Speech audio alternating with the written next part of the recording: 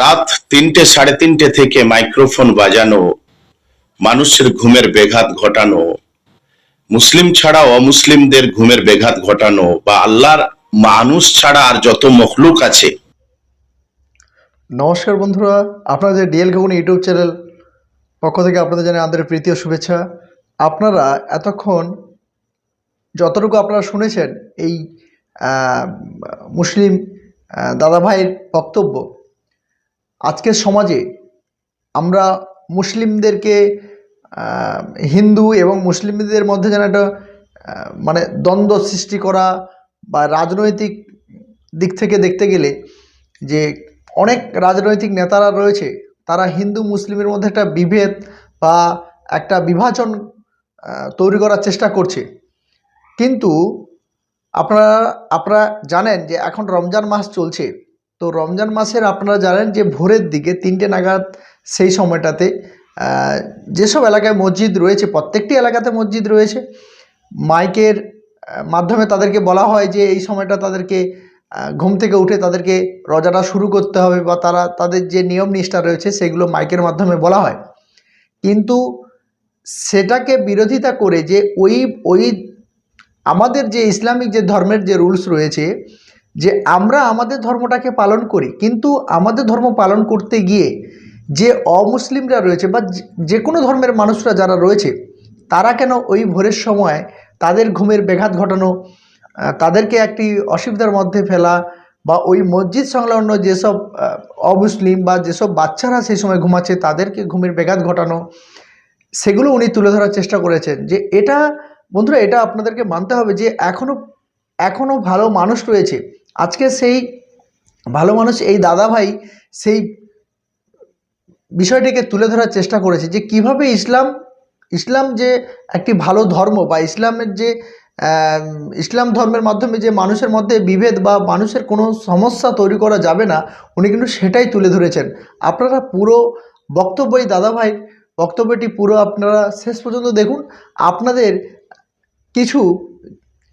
আপনারা কিছু জানতে পারবেন, বুঝতে পারবেন যে এখনও পর্যন্ত এইরকম এই দাদাভাইয়ের মতন এই দাদাভাইয়ের যে মানসিকতা, এইরকম মানসিকতার যদি অনেক মানুষ যদি এগিয়ে আসে, তাহলে আজকের কোনো রাজনৈতিক বা কোনো মানুষ চেষ্টা করলেও হিন্দু মুসলিমদের মধ্যে বিভেদ ঘটাতে পারবে না। আপনারা ভিডিওটি শেষ পর্যন্ত দেখুন। এই দাদা খুব অমূল্য খুব ভালো বক্তব্য রেখেছেন, খুব ভালো বিষয়টি তুলে ধরেছেন সমাজের বুকে। আপনারা দেখুন।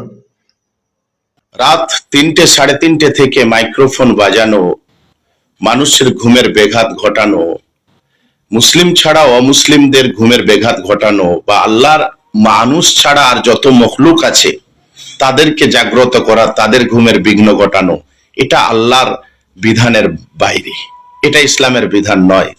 ইসলাম শব্দের অর্থ হলো শান্তি। ফজরের বেলা আজান হবে শুবে সাদেক, যেখানে বিজ্ঞানীরাও বলছে, ডাক্তাররাও বলছে এই সকাল বেলার মুক্ত বাতাস মানুষের দিল অন্তরকে প্রশস্ত করে এবং শরীরকে সুস্থ রাখে।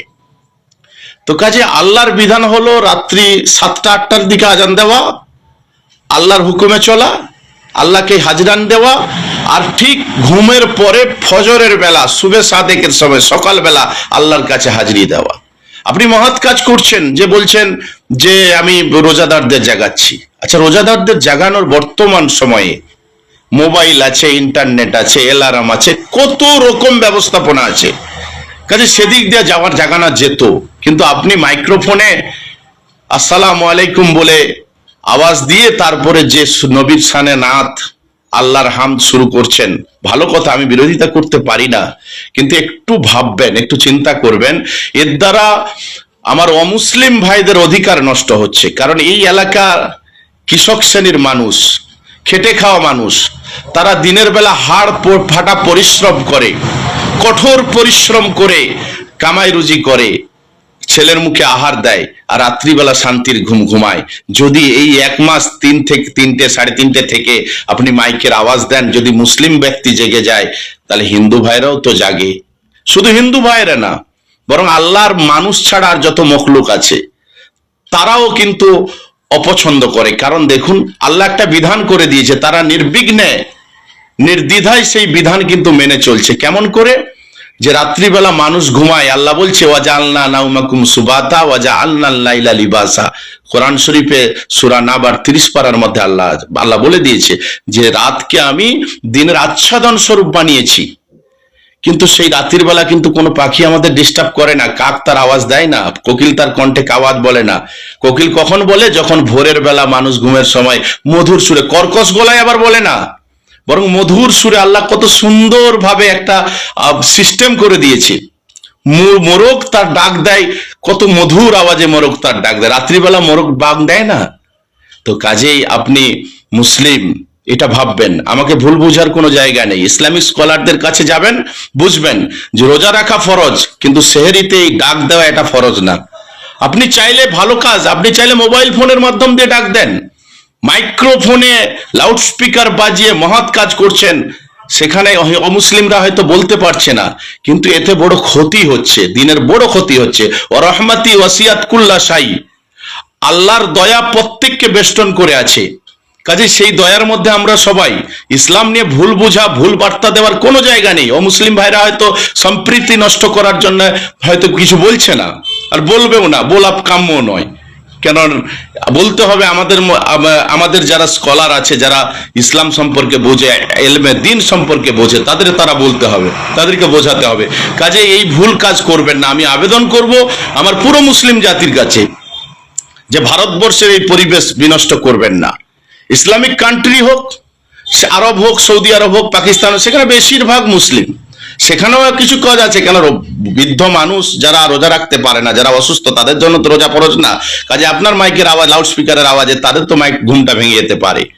তো কাজেই যেখানে দিনের বেলা মুসলিম বালেগ পুরুষ মহিলার জন্য খাওয়া হারাম রমজান মাসে, তো কাজেই তাদের জন্য তো চলতে পারে, কিন্তু আমাদের এখানে এটা চলা ঠিক নয়। কাজে একটু ভুল বুঝবেন না, সমাজকে সচেতন করুন।